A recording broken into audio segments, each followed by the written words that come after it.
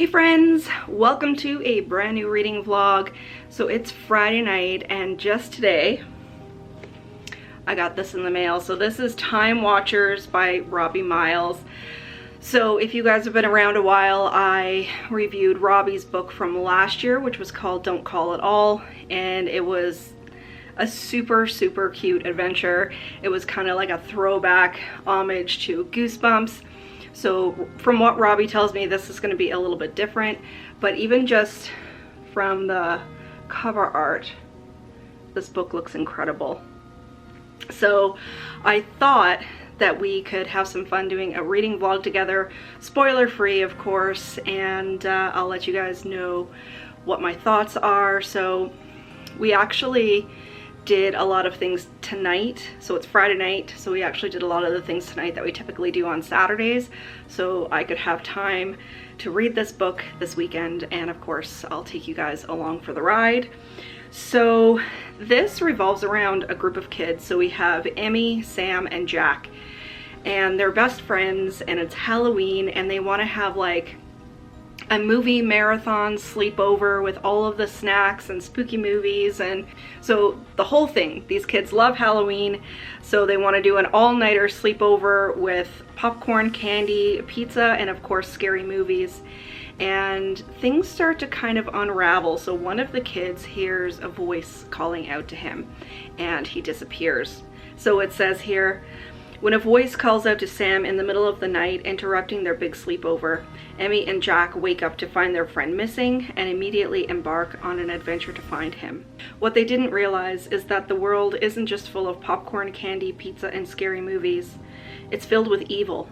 Their journey leads them directly into the clutches of the evilest being that ever lived, directly into the hands of the Watcher.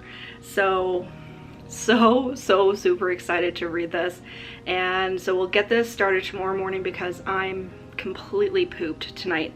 But before I let you guys go and continue to watch Buffy, I did get some book mail. So first I got some Christopher Pike books. So this is from the Etsy shop 90s Finds with Lauren, and she has great things on there. So these are two Christopher Pikes that I didn't have for the collection. So we have The Last Vampire. This is the first one. So I already have, I think, number 2, 3, and 6 in this series, and it says, this time someone is hunting her. And it says on the back, she thought she was the last vampire. So I'm not going to go through a synopsis of this because I'm going to do one in whatever my next book haul is.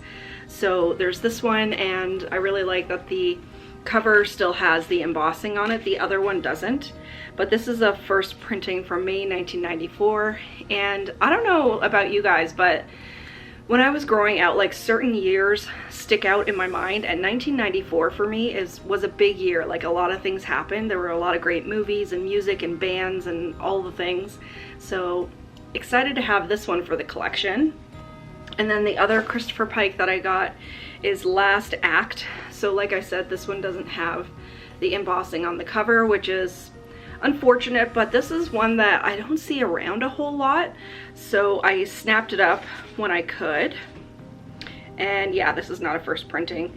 So this is from April 1988. And it says, it was only a high school play until death walked on the stage. So that's pretty cool. This is one that I haven't read by Christopher Pike. And actually I didn't read any of the Last Vampire series either. So excited to have both of those.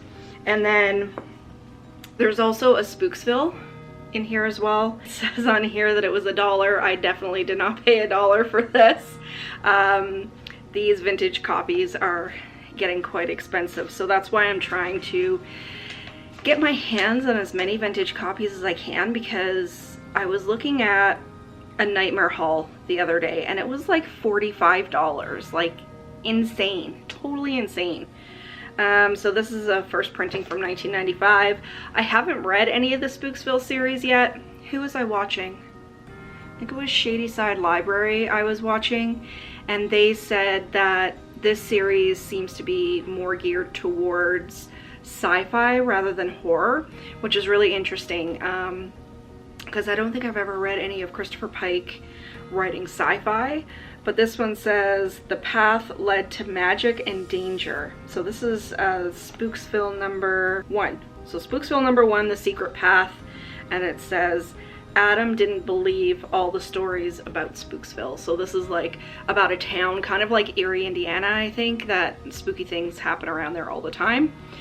So excited to have that one for the collection. I'm going to continue to collect these, like even if I don't really like them, because it's just the whole nostalgia feel. And of course, Christopher Pike is one of my favorite authors. He was my favorite author as a kid. So happy to have that one. And the other vintage book I got was The Bride by D.E. Atkins. So the cover on this is fantastic. It looks great. It's in decent condition. It's not fantastic, but it says, "Till death do you part." And on the back it says, "Something old, something red, something borrowed, something dead." And this is one that I haven't read before. It belonged to Sarah Fowler. You know, I keep finding really cool little treasures in some of these books. It cracked me up last week. I found the cutest little things in one of my ghost story books. I'll show you guys when I bring it back downstairs, but it was so cute. So this is, when is this from? June 1996. So creepy looking bride. So, and I love, of course, the embossed font on the front. So I'm going to go over these again, like I said, in an upcoming book haul, but I just wanted to share them with you. And the other thing that I got in the mail today was I splurged, and I don't have it here, but my reading journal I was also going to use for planning out YouTube and Instagram and even TikTok, which I'm trying to get into, but it's kind of too much for one journal. So I splurged and I got an Archer and Olive journal for myself. So the one that I got for my reading journal I got on Amazon. I believe it's a Dingbats. And I checked Archer and Olive because that's what I really wanted. But they were like, the journals are expensive, but then it was like $50 to ship it from the States. But a place, I think in Quebec, I think this is from Quebec, sells Archer, like they're a distributor for Archer and Olive, so the shipping was super cheap compared to what it would have been from the US. And I checked them before Christmas. Every single design was sold out except for the blackout pages, but I checked again just after the holidays and they had some new ones in, so I decided to go with this one. So this is in purple, and besides black, purple is my favorite color. And it has this gorgeous moth on the front, and it's all foiled, and it looks beautiful. It's very lush, and so of course this has the 160 GSM paper, so nice, beautiful, thick paper. And I believe it does have the yeah. So it has the double bookmark with the their symbol on the bottom. So fell in love with this, had to snap it up when I could because from what I can see, this stuff sells out really, really quickly. So I wanted to have something separate to plan out all of my stuff for YouTube because I just go through notebooks like crazy. And I thought having everything in one place where I can find it and all of that would be great. So really happy to have this. It's absolutely gorgeous. So today opening the mailbox was like a little bit of a, I don't know, it was almost like Christmas all over again because we got Robbie's book, we got a book haul, we got a new journal, so all set for the weekend. So that's it for now. I will check in with you guys tomorrow morning when I start the Time Watchers. Bye. Hey guys, so it's Saturday afternoon. I got the rest of my chores done this morning so I can spend the rest of the day today and tomorrow reading my book, and I'm so excited. So I'm all ready for a slumber party, just like these kids in this book. So I've got my baddie pajamas on. So these are from Killstar, of course. So they've got bats and moons and stars, and they're black and purple, so my favorite color.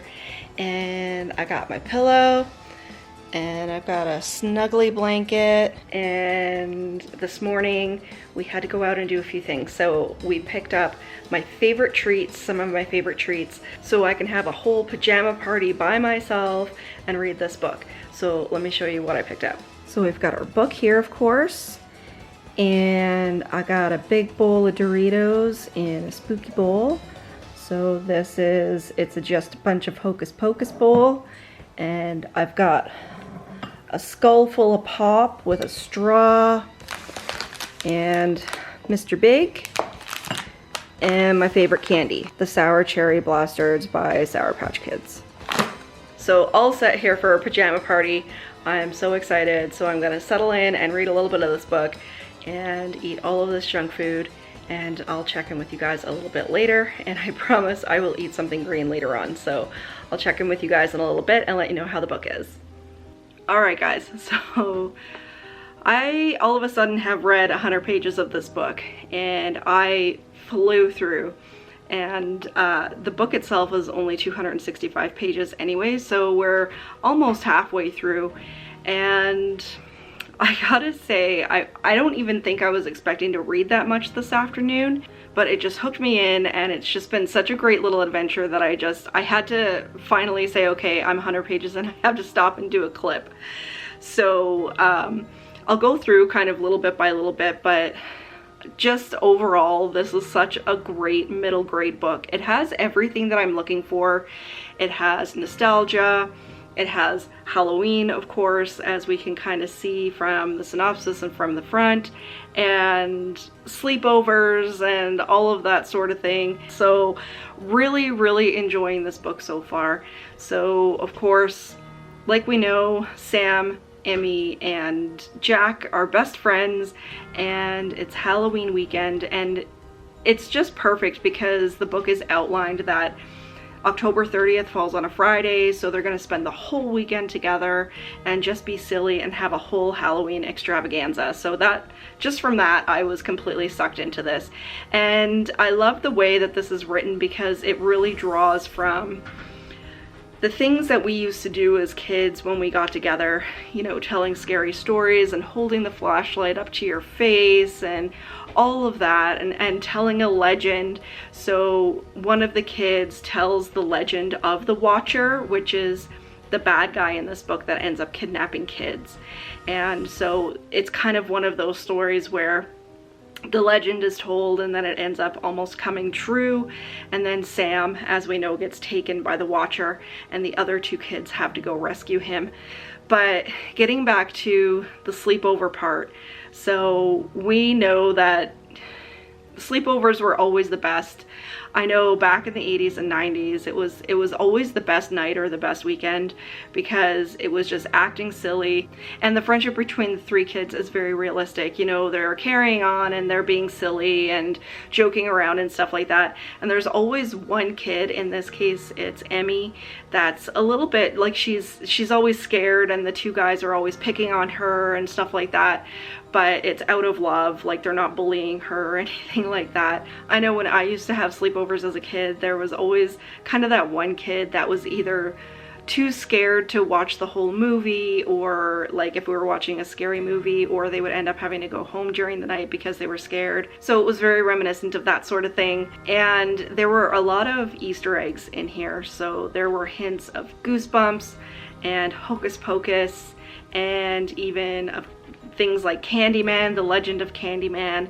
So story time, I was at a sleepover when I was about 12 or 13, I guess, and we had watched Candyman the movie, and there was one girl in our group that was always super scared, so she was really freaked out by the movie. And of course, the legend of Candyman is almost like Bloody Mary, where you look in the window, you say his name 5 times for him to appear. So we, being little mean girls at the time, took her and put her into the bathroom. We locked her into the bathroom, and the light switch for the bathroom was on the outside of the door. It wasn't in there, it was on the outside of the door. And so we locked her in the bathroom in the dark and started yelling, "Candyman, Candyman, Candyman," and she was freaking out and she started screaming and everything, and we got in really, really big trouble. So she was crying, and the girl's mom that we were having the sleepover at her house, she got involved, and we all got in trouble, and it was a whole big thing.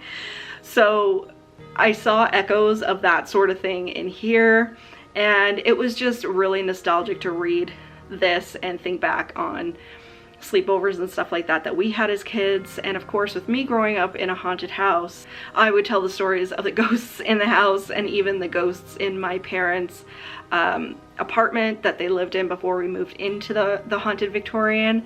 And some of those stories I actually haven't even told on the channel yet. So my older brother had a ghost friend named George, and I would tell the stories of George, and my parents couldn't figure out why. Every time I had a sleepover, half the kids would end up going home during the night because they were terrified to stay in the house because the house was haunted. So eventually they found out that I was telling ghost stories and freaking everybody out, and everybody ended up having to go home. So there were sleepovers that I had that it was like literally me and one other person who ended up staying in the house. So this was really great for a walk down memory lane in that regard. And then this whole sleepover takes place, like I said, on October 30th.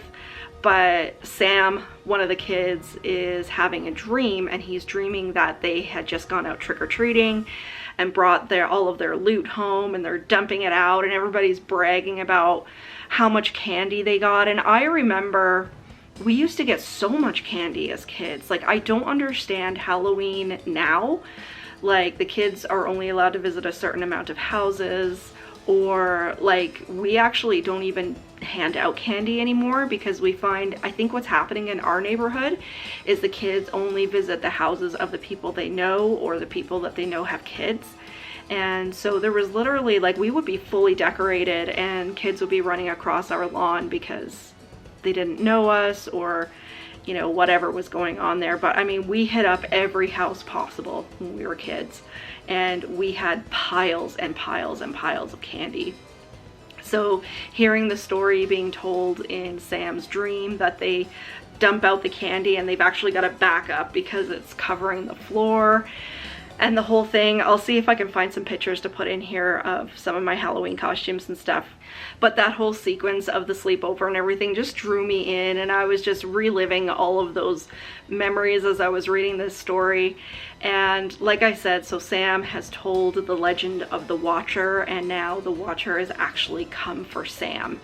And the other two kids have to go try to find their friend. And so I'm right in the middle of that adventure, and it really is an adventure. Like, you're not really sure what's going to come next. It has fantastic elements. It's really creative.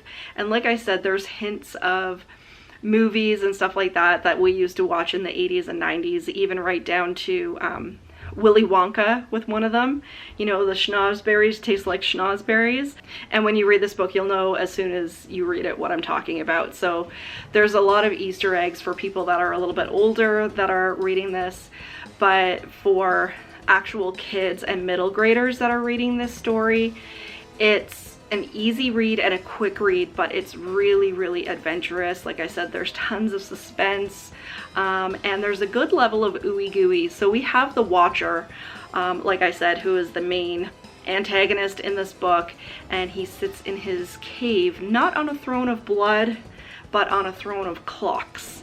And that whole idea of the clocks and what he's doing is super imaginative. I'm really, really enjoying it.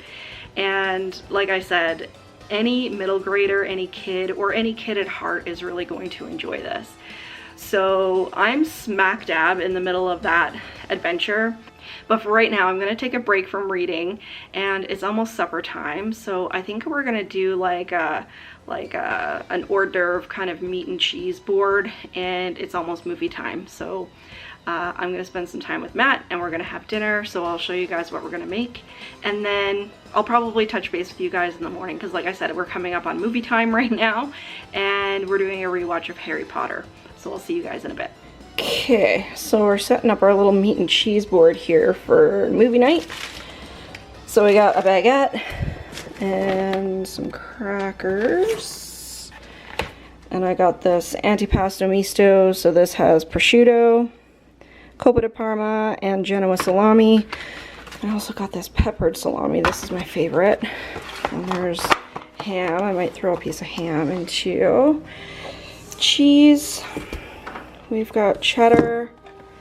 And this is a cashew-based cheese, so it's non-dairy. This Unbelievable, this is my favorite. And a couple of Baby Bells. Some ranch to go with some veggies. So we've got celery in here, carrots, tomatoes, and then pickles, because we love pickles. So we've got sweet pickles. We've got spicy pickles. So these are like spicy green beans. And we've got sour pickles, so sour pickled onions. Some Dijon mustard. I might throw some hummus on there too. And we've got some grapes and strawberries, and Matt's got a couple of wings in the oven, just a couple to throw on there. So I'm gonna prepare all this for movie night.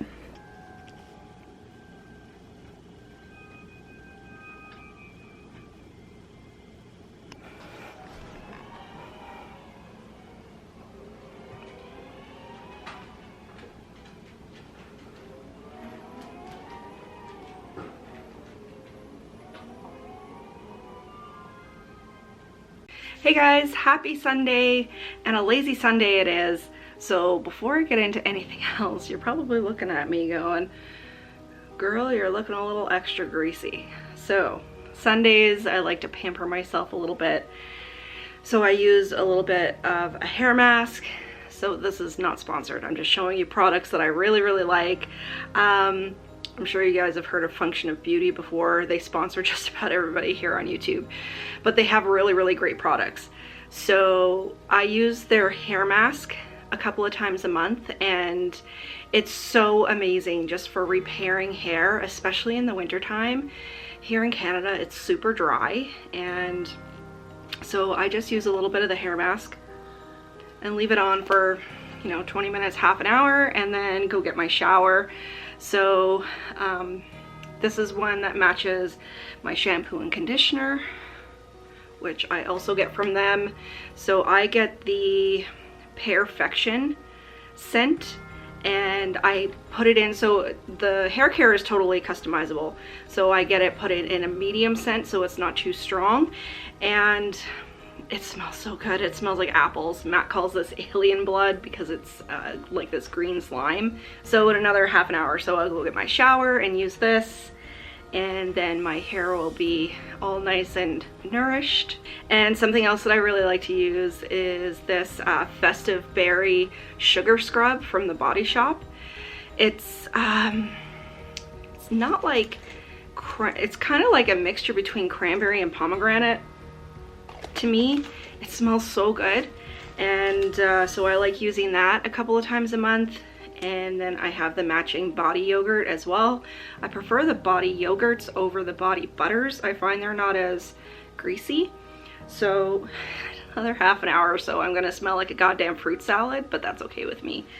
So yeah, just doing a little hair mask, beautifying myself. But while I'm waiting for that to soak in, I wanted to talk a little bit more about the Time Watchers. So this morning I just read another 40 or so pages, and so the adventure continues. And I don't think I mentioned last night that when Jack and Emmy went to find Sam, they went into the Watcher's cave, and it's all like a series, like a maze kind of all these different passageways and tunnels and stuff, and in each one they go into, they face like a different beastie.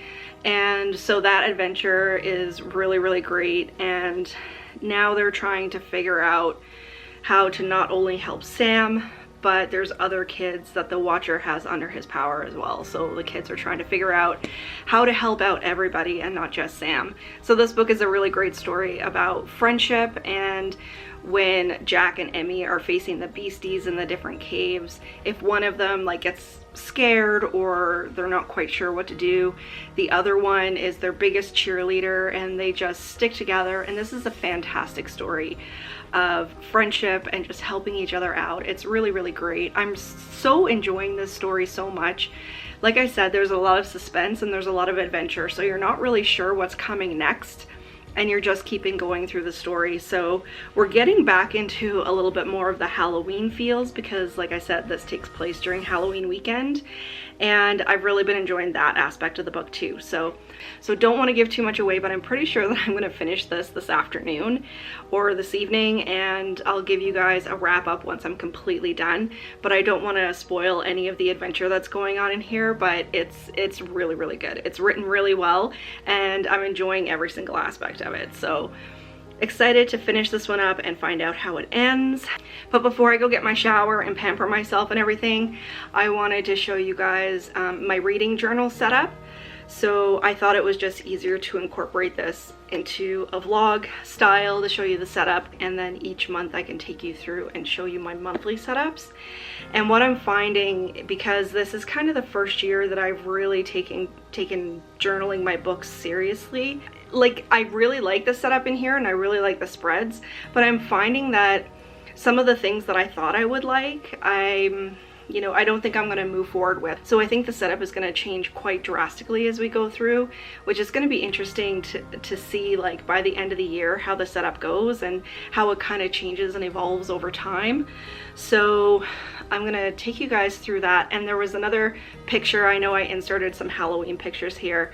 There was another picture that I wanted to show you guys from the Haunted Victorian that I think is absolutely hilarious. So we'll do that now. Okay, so here we have our reading journal. But I wanted to show you guys this picture first.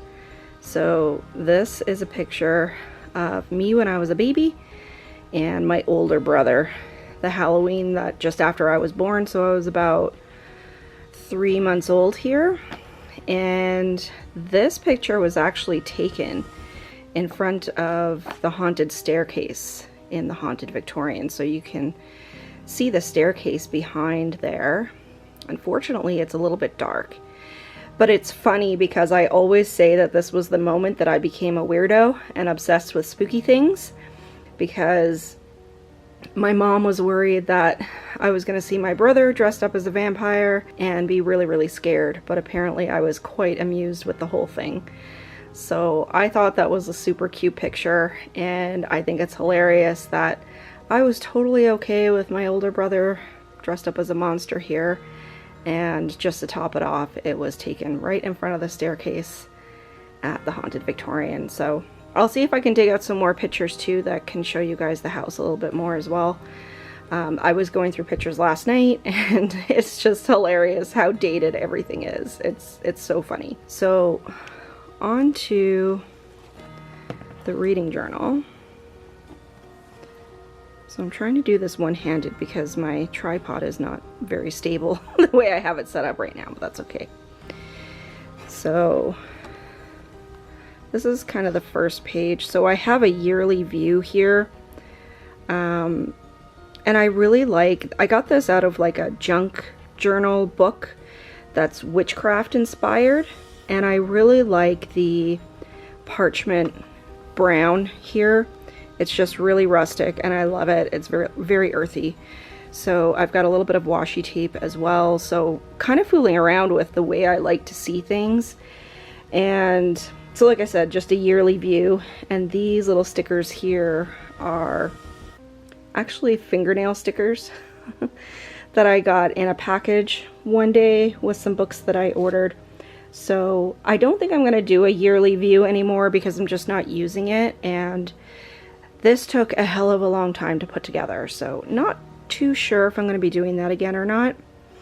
And then here we have bookshelves. So this is quite a popular spread for booktubers to use, and bookworms, people that just love reading. So it's set up as bookshelves, and I think I have space for 60 or so books here. So my goal this year is to read 50 books. And every time I finish a book, I'm just going to write in the name and then color in the spine. So I'm going to be doing these in different colors. So right now, like Served Cold was a physical book. So I've colored that in yellow. Blanky and the Hay Bale were both ebooks. So I've colored those in pink. And I think the other color I have for audiobooks is green. So this is what I've read up to now so far.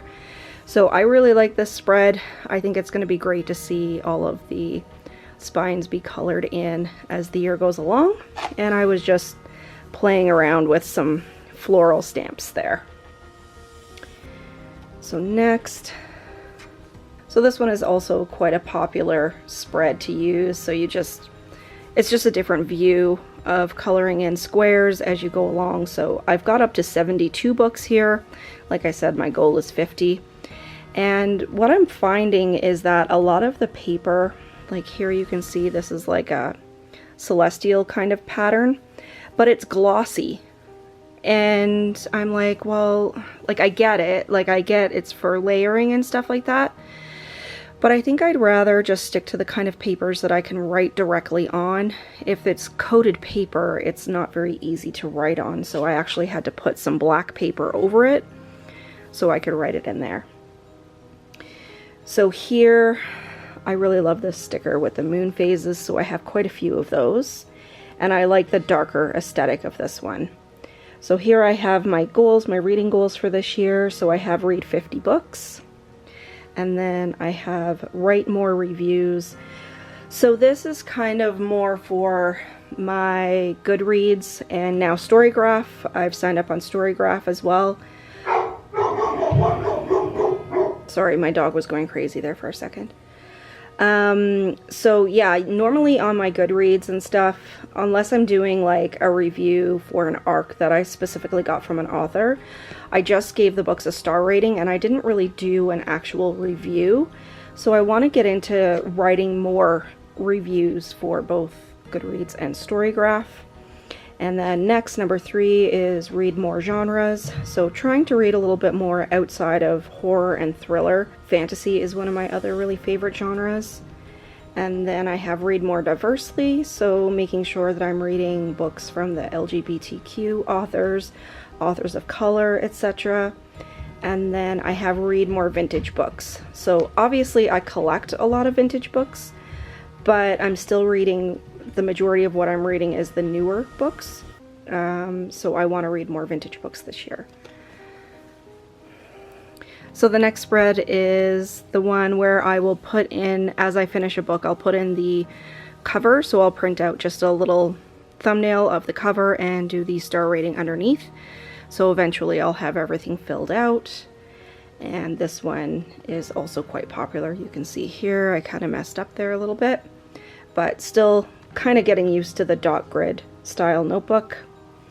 So the next few pages are just those, and then I have this gold and black washi tape down here. I do still really like using the washi tape, I have to say. I think it's just a really quick way to add in some color, and using stickers as well. So continuing on, and I just have another blank page just in case I read more than what I'm planning on reading this year. And then the next page is where I'm going to kind of fill out bar graphs of my ratings and the genres that I've read. So I had to cover this one up with a piece of black because I kind of messed it up a little bit. But I want to see kind of like, are most of the books I'm reading like 5 stars, 4 star, 3 star, and on and on. And I've got one section in here for DNF. So this is another very celestial looking page with the all of the planets up here in the washi tape. So I do like this spread. It's just unfortunate that this one got a little bit messed up, but that's okay. And over here I've got the same thing but for genres. So right now I have horror, thriller, fantasy, young adult, middle grade, nonfiction, and other. I know like YA, middle grade, yada yada is not really a genre, but I just wanted to see kind of the breakout of those, to see what I'm really kind of concentrating on during the year. Now this page has to do with YouTube. My battery is going to die in a sec, so I may have to come back to this. My YouTube subscribers. So I actually have a different journal now that I think I'm going to move everything into. But right now I just have the months and want to see kind of how my channel is growing over the year. Like I always say, subscribers is not the reason why I do this, but it is just kind of something interesting to see how things are growing over the year. And here I was originally going to do a book bracket, because, you know, you kind of pick out your favorite read from each month and then, you know, come up with your best read of the year. But I decided against that because there are months that I read 2 or even 3 books that end up on my top 10 of the year. So I didn't want to kind of pigeonhole myself in that. And so I think I'm going to change up this spread. I just haven't figured out how I'm going to set that up yet. So once I do, we'll come back to that.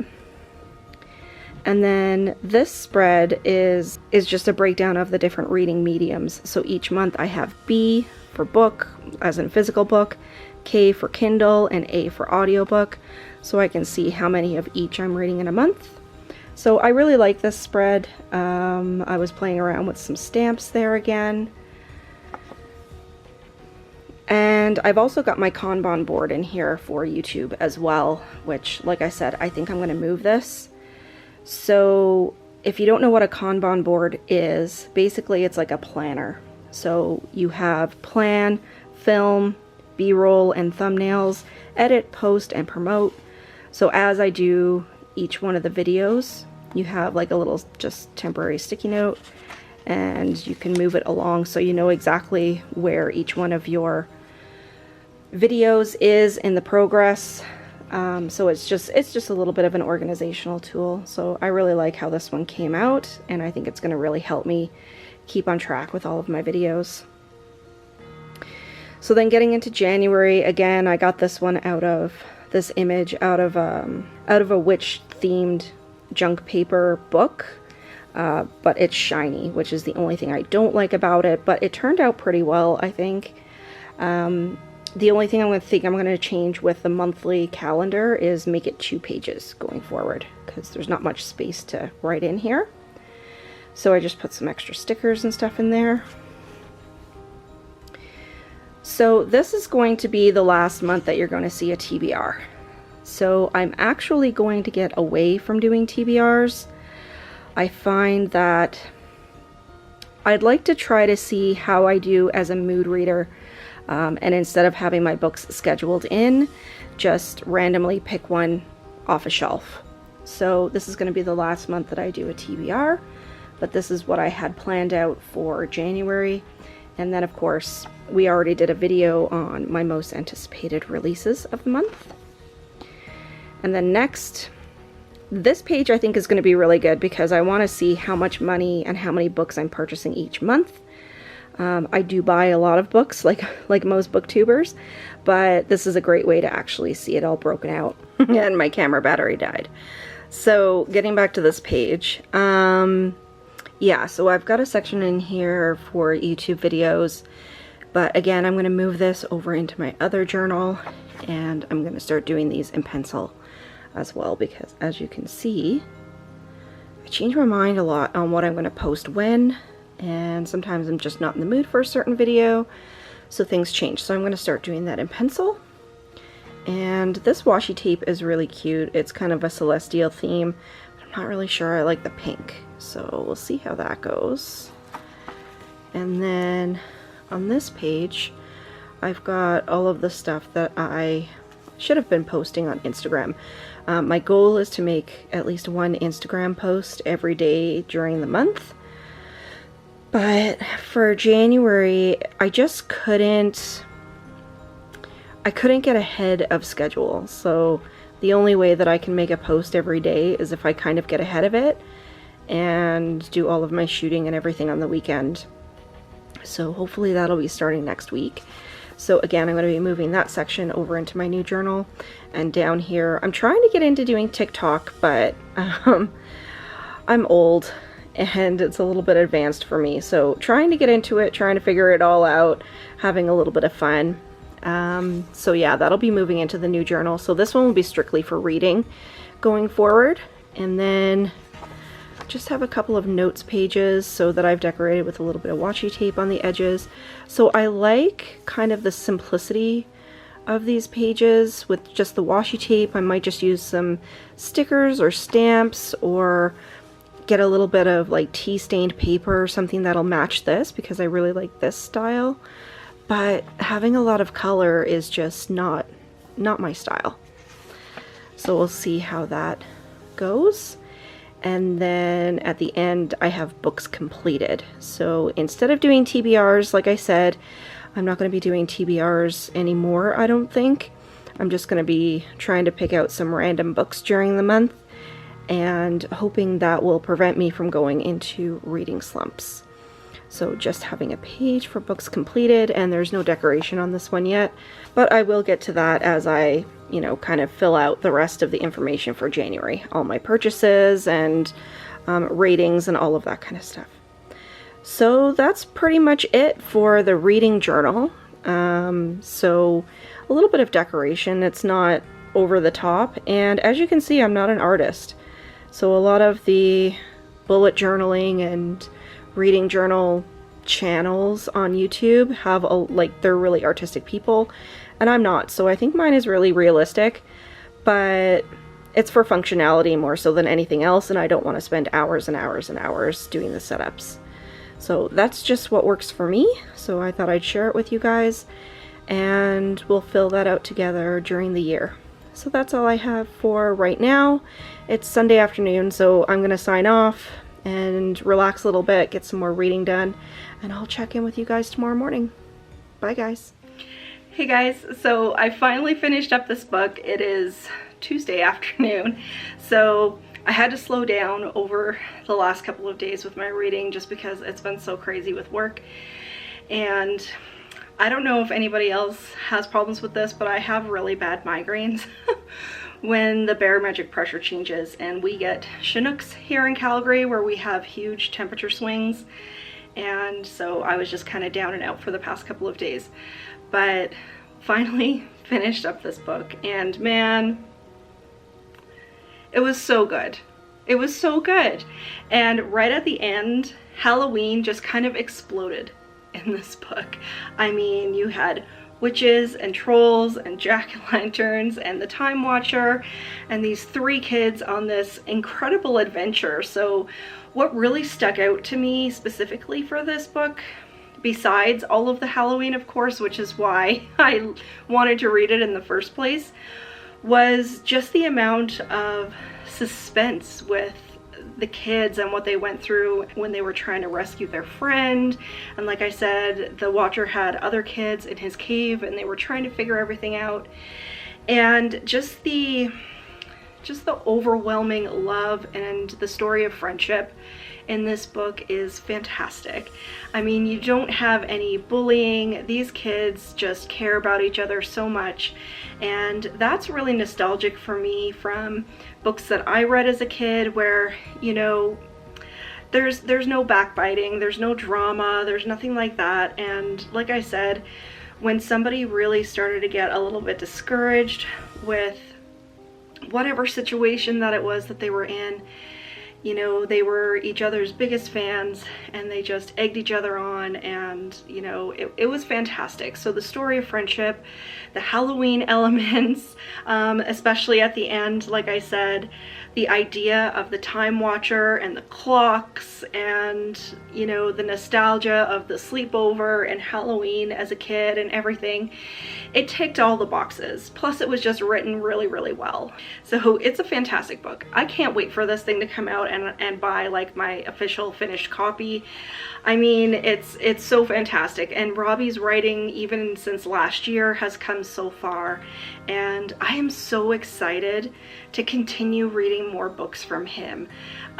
He's a fantastic writer and he has a real imagination, and this is just a really, really fabulous middle grade Halloween story. So this is one I think I'm going to read every year, just like with Autumn Crow. It's fabulous, and the cover art is fantastic as well. I can't remember the name of the creator, but I'll put it down here if I can find it. But I really, really hope that you guys go pick up this book. It's a fantastic adventure. I think if you have baby bats at home, or if you're young at heart and you love Halloween and just coming of age stories and everything, I think you're really, really gonna enjoy this. So what makes this book a little bit better too, I just wanted to mention, is that the foreword in the book is written by Cameron Chaney, who's just a Halloween fanatic, and Robbie put an afterword in here, and he talks about some of the most amazing people in this horror community, and you know, he just wanted to thank everyone for all of the support, and I think that's great. You know, indie authors are the best, and we're always so appreciative of each other and the support that we give each other, and he's such a down-to-earth person. So 4.5 stars for the Time Watchers. Robbie did a fantastic job, and I can't say enough that I really think that when this book comes out, I believe in March, I'm going to get the actual date and I will let you guys know, that you all go pick it up. So that's it for the reading vlog. I just wanted to do a quick wrap up, you know, just from cover to cover. I so enjoyed this adventure. So I hope you guys enjoyed the video. If you did, make sure to give me a thumbs up and leave me a question or a comment down below, because you know I love chatting with you guys. But until next time, stay spooky everybody. Bye.